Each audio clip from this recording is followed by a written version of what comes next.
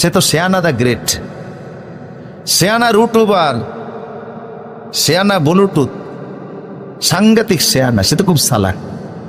রসুলের কাছে বারবার বারবার একই প্রশ্ন করে, ইয়াসআলুনাকা আনিস-সাআ আইয়ানা মুরসাহা।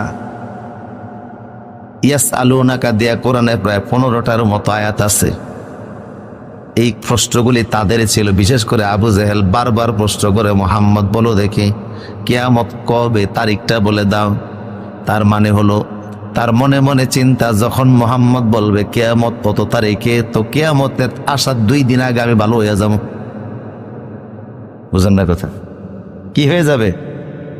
আজরাইল যখন আসবে তখন ডাক দেয়া বলবে, ভাই আমি এখানে আছি, আসান আমার সামনে, আপনারা ওয়েলকাম সালাম জানাই।